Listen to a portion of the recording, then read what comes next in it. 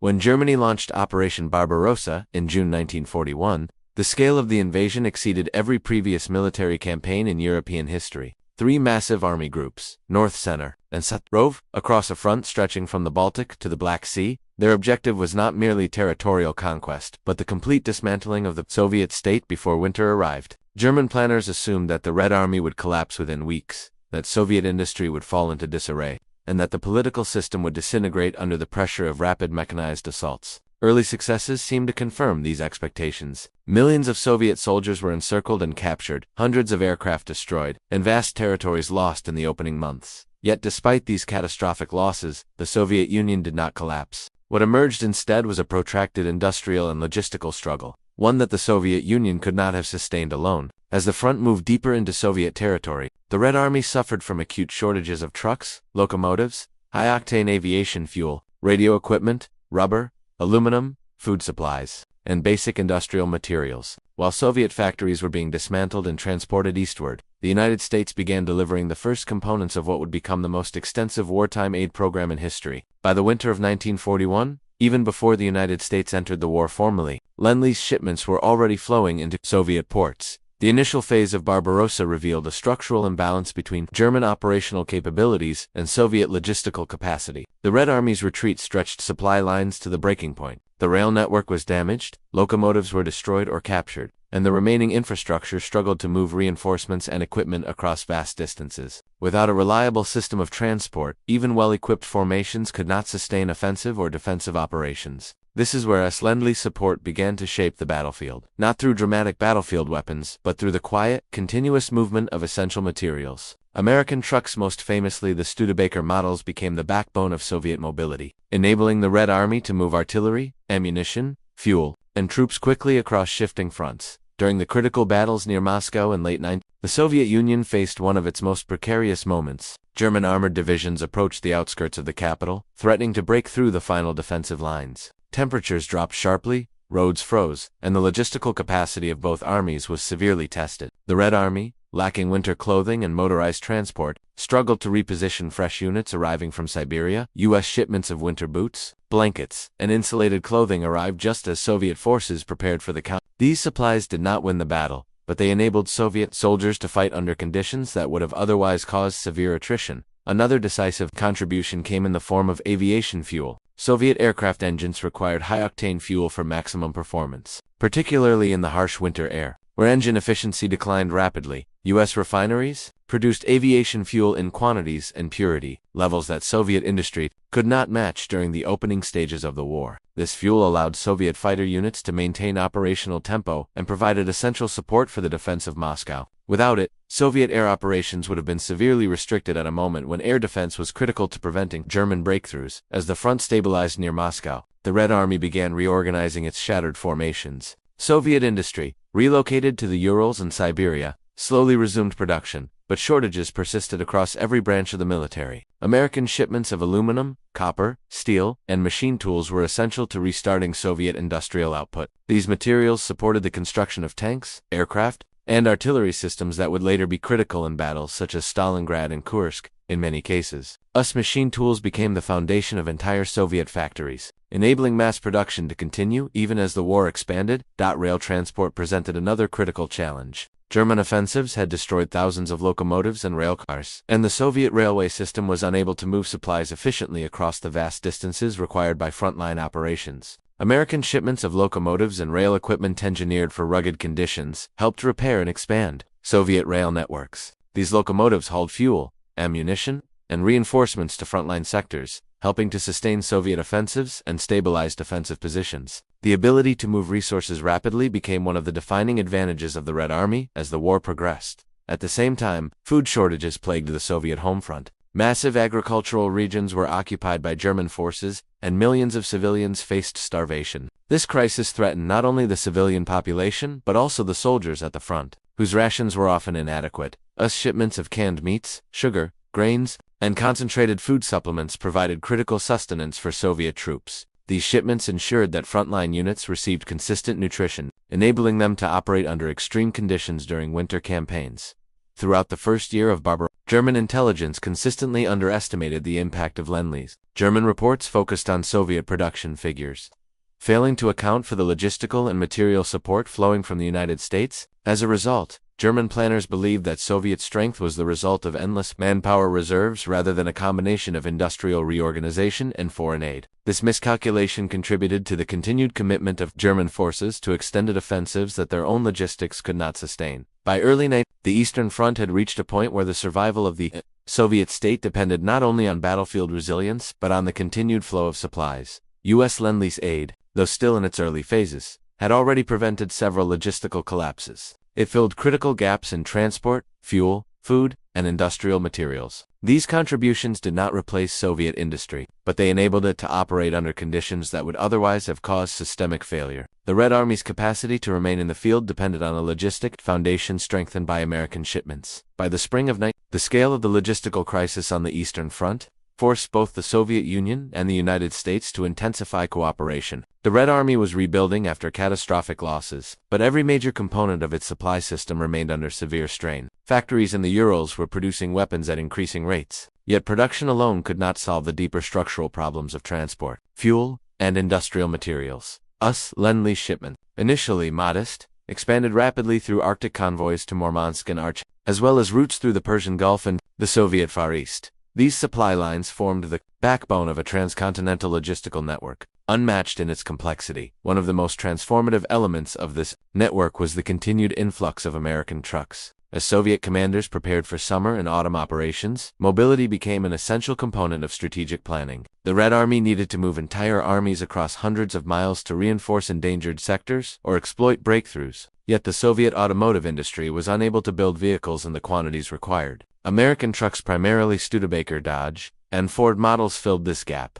They were rugged, simple to repair, and capable of operating in the harsh terrain and climate of the Eastern Front. By late 1942, these trucks were not merely supportive assets, they became the logistical arteries of the Red Army. Artillery units used them to haul guns, logistics units used them to deliver ammunition and food, and mechanized formations relied on them to sustain rapid movement. A less visible but equally critical component of Lend Lease support was radio and communication equipment. The Red Army entered the war with significant deficiencies in battlefield communication. Many Soviet units lacked reliable radio sets, and coordination between infantry, armor, and artillery was often achieved through runners, signal flags, or prearranged signals. This system was insufficient for modern mechanized warfare. U.S. shipments of radio equipment dramatically improved Soviet command and control. Units could coordinate movements more effectively, respond to developments faster, and synchronize multi-division operations. This improvement in communication played a decisive role in later Soviet offensives, where large-scale maneuver required tight coordination across wide fronts.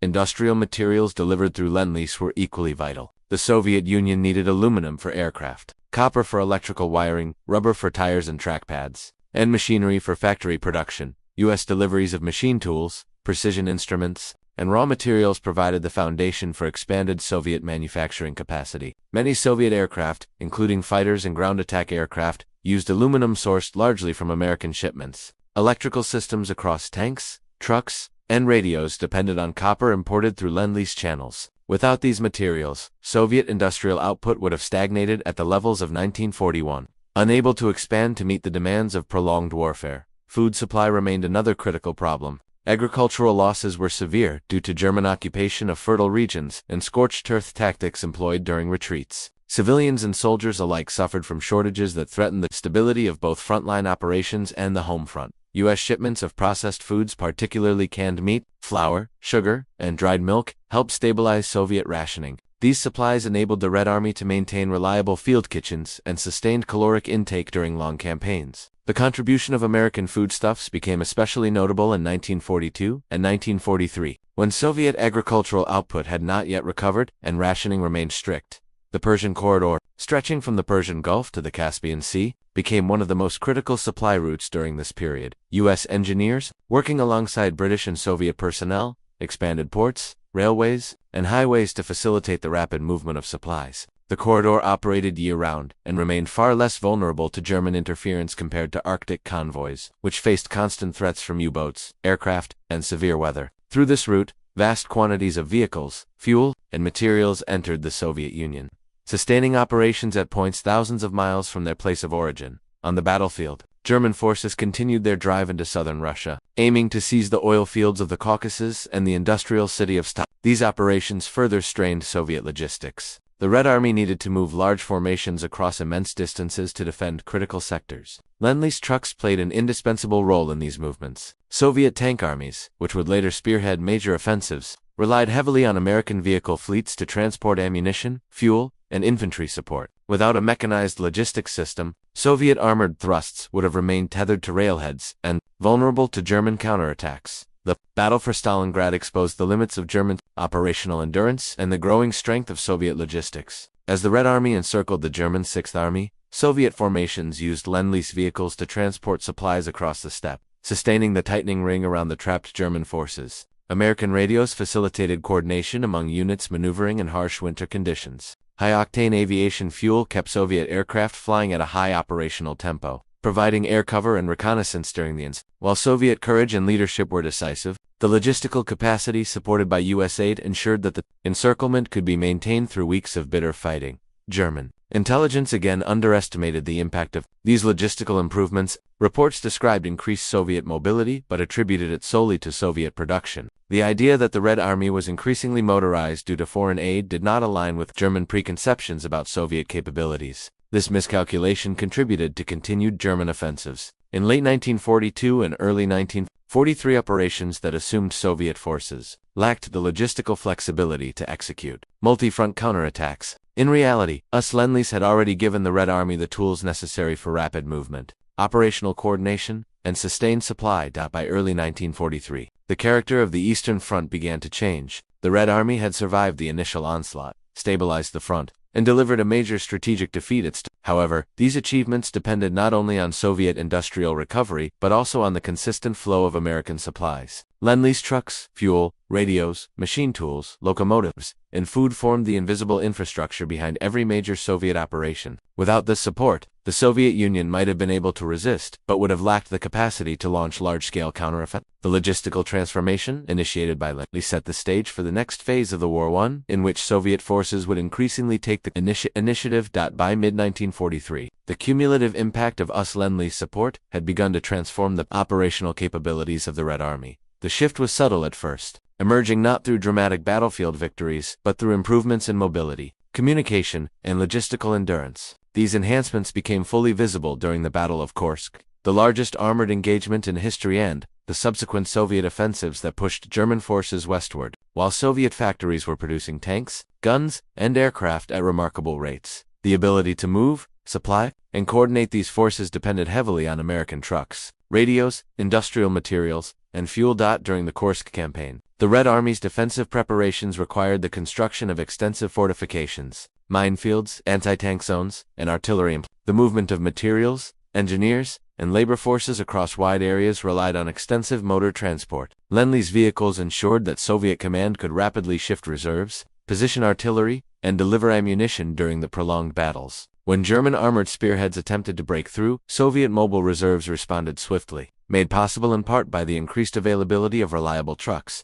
Although Soviet tanks were of domestic design, their ability to reach the battlefield in strength owed much to the logistical backbone provided by American vehicles. The importance of U.S. communication equipment also became apparent during these operations. Coordinating forces across the vast depth and width of the Kursk salient required dependable radio networks. American radio sets, known for reliability and longer operational ranges, improved command and control at multiple levels. Soviet units could respond more quickly to German movements, execute counterattacks with greater precision, and maintain cohesion under heavy pressure. The improved communication infrastructure supported coordinated artillery barrages, air support, and armored maneuvers, essential to the eventual Soviet victory in the engagement. Another element of Lend-Lease aid that shaped the battlefield was the supply of specialized machine tools and industrial equipment. Soviet industry had partially recovered after relocation, but expansion required advanced machinery that could produce precision components for tanks, aircraft engines, and artillery systems. American machine tools filled critical gaps, enabling factories to operate more efficiently and at higher capacity. This industrial support contributed indirectly to Soviet battlefield strength by increasing the flow of domestically produced weapons and equipment. The combination of Lend-Lease materials and Soviet production created an industrial synergy that allowed the Red Army to grow stronger as the war progressed. In the aftermath of Kursk, the Red Army began a series of major offensives across the Eastern Front, retaking cities such as Kharkov and Kiev. These operations required large-scale movements of men and materiel, often across terrain still damaged from earlier battles. Lend-Lease trucks played a crucial role in these maneuvers, transporting infantry, towing artillery, and delivering supplies. German forces, increasingly reliant on horse-drawn transport due to fuel shortages and industrial decline, could not match the speed at which Soviet units redeployed. This disparity in mobility allowed Soviet commanders to maintain operational momentum, preventing the Germans from establishing stable defensive lines. American food shipments continued to support both the Red Army and the Soviet civilian population. Rations became more reliable, and frontline units received consistent supplies of high-calorie foods essential for sustained operations. The difference between being adequately fed and operating on minimal rations profoundly affected morale and physical endurance, especially during protracted offensives. The importance of Lend-Lease foodstuffs was often overlooked in discussions of military aid, but their impact on Soviet operational endurance was undeniable. Fuel remained an equally critical component of Soviet operations. Soviet industry could produce aviation fuel, but not in the quantities or octane levels required for modern air warfare. U.S. shipments of high-octane fuel enabled Soviet air units to maintain a high sortie rate, providing air cover, reconnaissance, and ground attack operations in support of advancing armies. This fuel also powered training programs that produced new pilots at a rapid rate, ensuring that losses could be replaced without diminishing effectiveness. The presence of reliable aviation fuel contributed directly to the increasing efficiency of Soviet air operations during 1943 and 1944.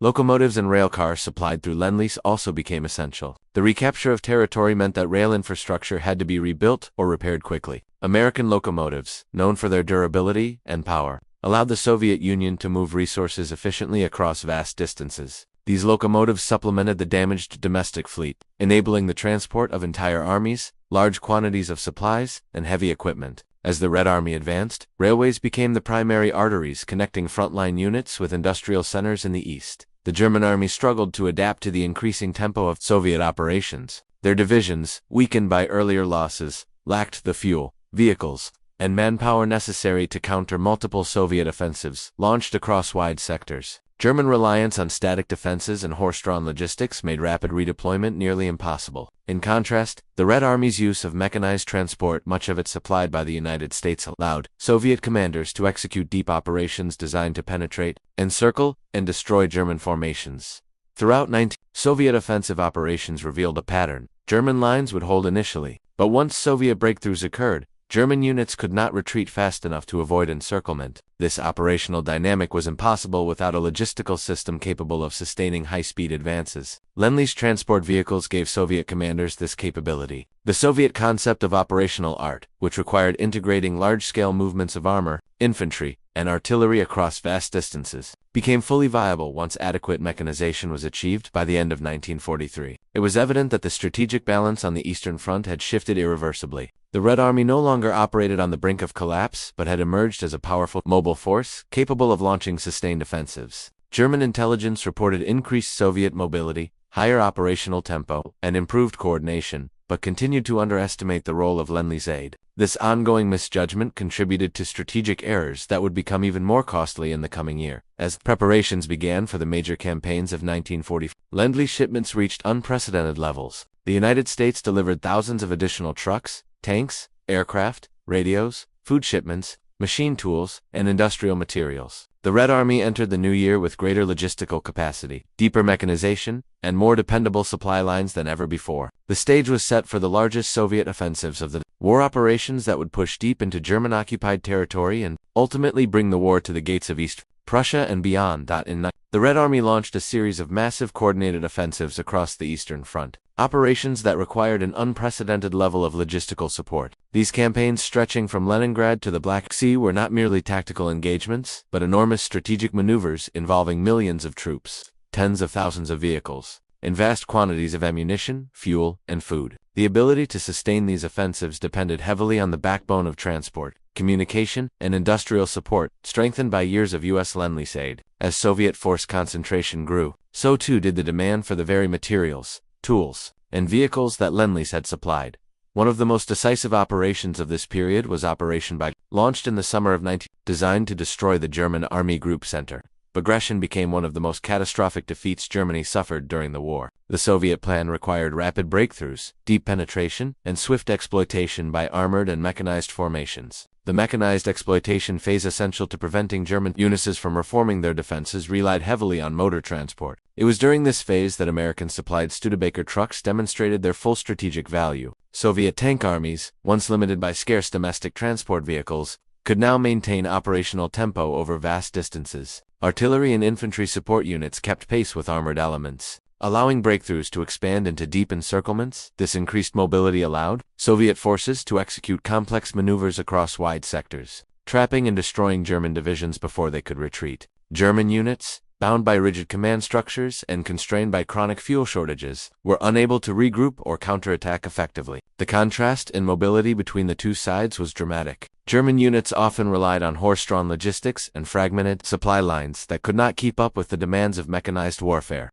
The Red Army, benefiting from thousands of American trucks and an increasingly motorized supply system, advanced at speeds that repeatedly outpaced German expectations. Air support also played a critical role in these offensives. Soviet air units, operating with high-octane aviation fuel, supplied largely by the United States, maintained a high sortie rate that provided reconnaissance, ground attack, and cover for advancing ground forces. The availability of dependable fuel enabled Soviet aircraft to operate consistently, even during periods of intense combat. This fuel was particularly important for ground attack aircraft, which required powerful engines capable of sustained low-altitude maneuvers. Without high-quality aviation fuel, Soviet air support would have been limited in both duration and effectiveness, reducing the pressure placed on German defensive lines.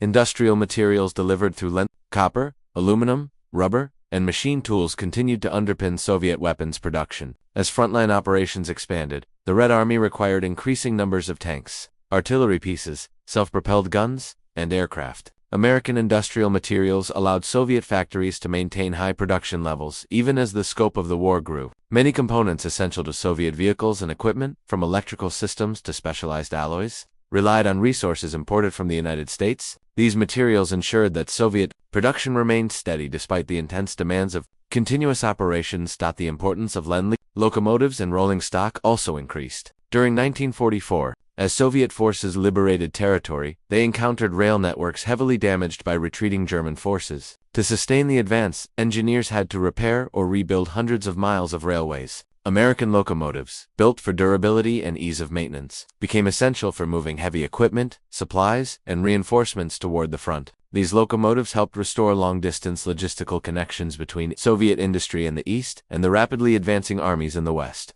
Without this restored rail capacity, the Red Army's ability to sustain large-scale operations would have been severely constrained. Communication equipment supplied through Lend Lease further strengthened Soviet operational capabilities. Radios and field communication systems enabled more precise coordination among units, especially during fast-moving offensives where battlefield conditions changed rapidly. Soviet commanders increasingly relied on these systems to synchronize the actions of multiple armies. This improved coordination contributed directly to the success of operations, such as the liberation of Belarus, the advance into the Baltic states, and the drive toward Poland. In many cases, the ability to coordinate movements across vast distances allowed the Red Army to encircle German forces that attempted to withdraw along limited road networks. As Soviet offensives continued, the German army faced worsening shortages of fuel, ammunition, vehicles, and manpower. German production could not match the combined output of Soviet industry and U.S. industrial support. The logistical disparity between the two sides became a decisive factor. German units,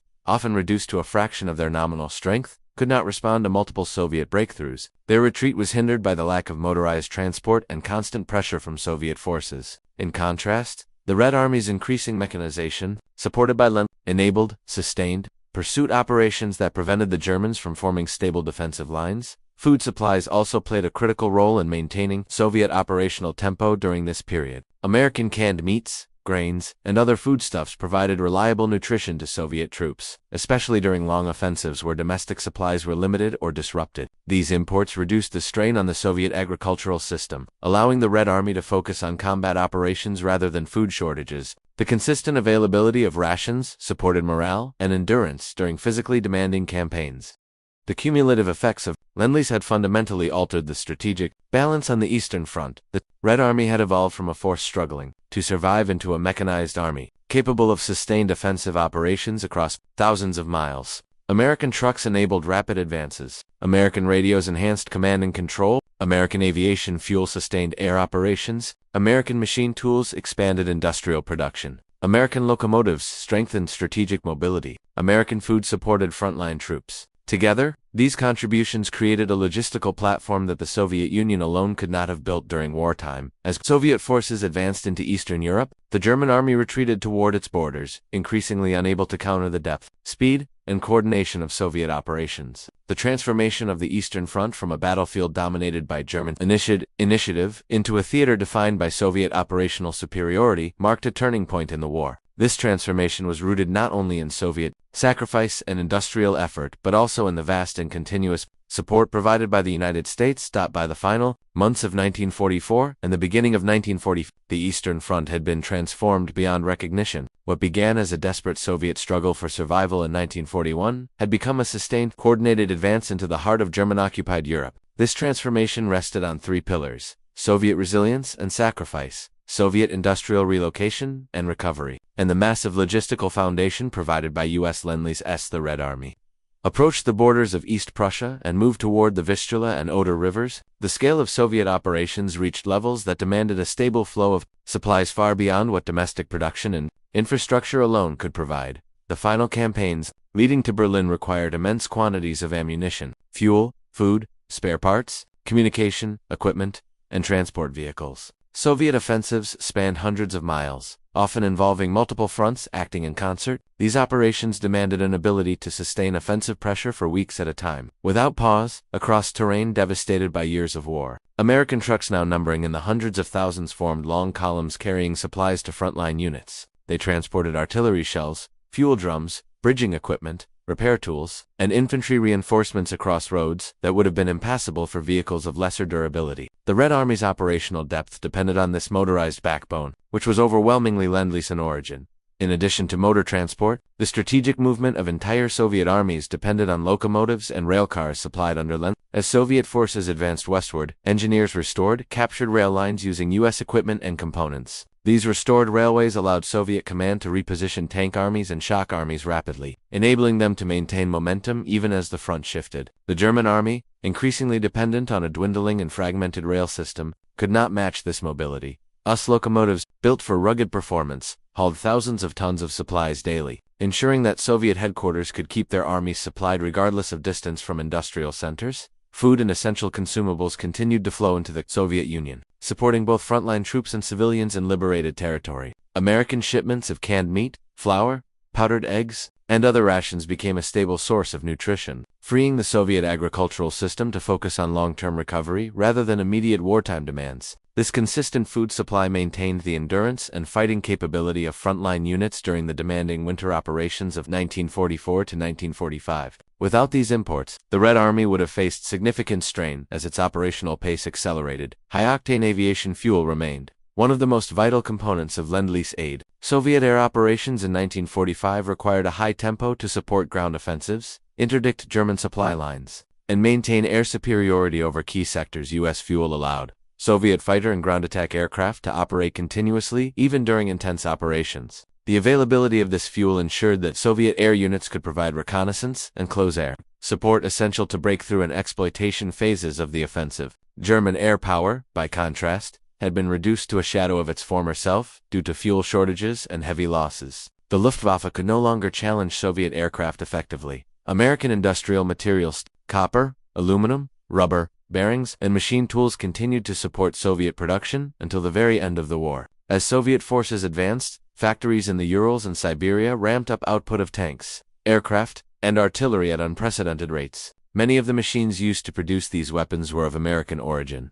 Electrical components in Soviet tanks and trucks relied on copper imported from the United States. Tires and track pads were made possible by American rubber shipments. Aluminum from U.S. sources became essential for the production of aircraft frames and engines. Without these materials, Soviet industrial capacity would have struggled to meet the demands of the rapidly expanding front. Communication equipment delivered under Lend-Lease allowed for reliable command and control across vast operational zones. Radios made it possible to synchronize multi-army offensives, coordinate artillery barrages over dozens of miles, and maintain contact between rapidly advancing units and their headquarters. German forces, increasingly reliant on outdated communication methods and disrupted by Allied bombing, could not match this level of battlefield coordination. The Red Army's ability to maintain cohesive operational goals across front lines hundreds of miles long depended on these communication systems. By night, German military capabilities were severely degraded. Fuel reserves were nearly exhausted. Mechanized divisions lacked vehicles. Infantry units were under strength and often poorly supplied. The contrast with the Red Army, now fully mechanized, well-supplied, and coordinated, was stark.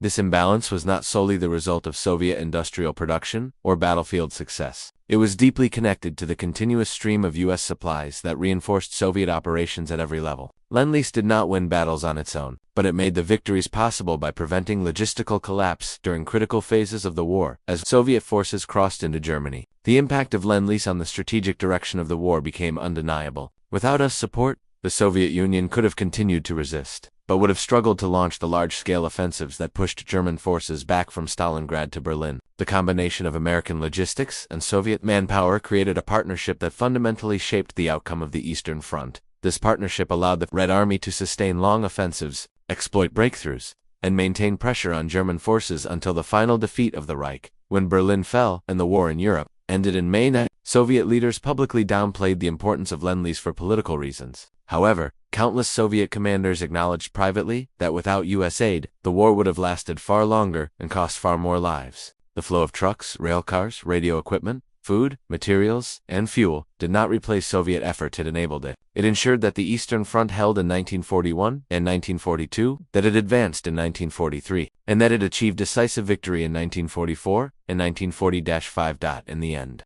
US Lend Lease did not just support the Soviet Union, it helped determine the fate of the European war. It saved the Eastern Front from collapse, restored Soviet mobility, powered Soviet industry, and provided the logistical means to push to Berlin. Without it, the history of the Second World War and the world that followed would have been fundamentally different.